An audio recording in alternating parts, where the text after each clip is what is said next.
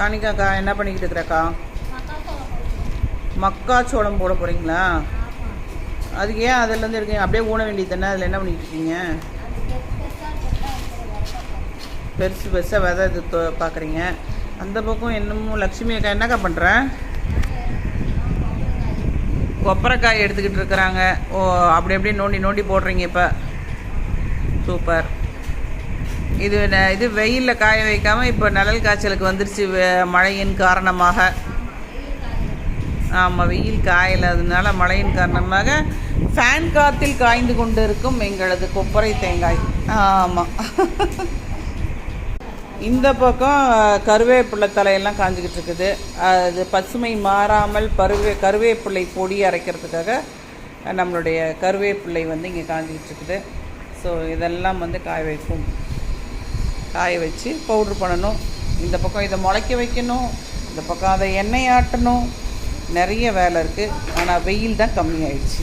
இந்த பக்கம் நம்ம கஸ்தூரி மஞ்சளையும் சீவி காய வச்சுருக்காங்க. இதை நம்ம வீட்லேயே பொடி பொடியாக அரைக்க வேண்டியிருக்கு.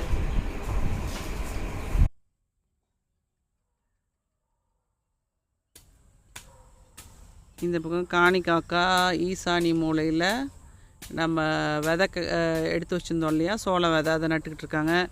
அந்த பக்கம் கொத்தி விட்ட இடத்த நிரவி பாத்தி பிடிக்கிறாங்க. ஏன்னா எங்களது வந்து ஹோஸ் பைப்பு தானே, எங்களது மோட்டர் பைப் கிடையாது. ஸோ ஹோஸ் பைப் விவசாயம் செய்யும் விவசாயிகள் நாங்கள். அதனால் குட்டி குட்டியாக பாத்தி பிடிக்கிறோம். ஏன்னா எங்களால் பாத்தி வந்து தண்ணி பாய்ச்ச முடியல. ஸோ அதனால் குட்டி குட்டியாக வீட்டு பாத்திக்கு எப்படி பிடிக்கிறோமோ அது மாதிரி நாங்கள் பிடிச்சிக்கிட்டு இருக்கிறோம். இதில் வந்து இப்போது எவ்வளோ தூரத்துக்கு ஒரு விதை நடுறீங்க அக்கா?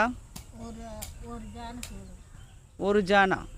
இது ஒரு ஜானுங்கிறது எவ்வளவு? ஒரு ஜான். வைங்க.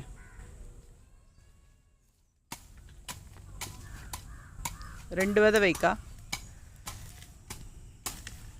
காணிக்காக்கா விரலில் போட்டால் சரி வராதுன்னு சொன்ன உடனே கொத்த கையில் எடுத்துகிட்டு ரெண்டு விதை போட ஆரம்பிச்சிட்டாங்க. அடுத்தது இங்கே லக்ஷ்மி அக்கா சுற்றி இருக்கிற இதை களையை ஏன் எடுக்கலேன்னு சொல்லி 2 நாள் கழித்து நான் கத்துவேன்னு இப்பயே எடுத்துட்டாங்க.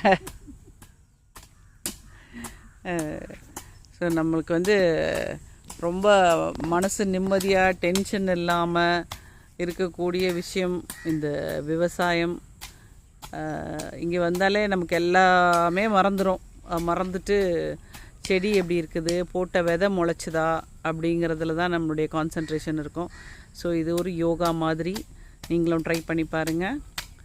அடுத்த வீடியோ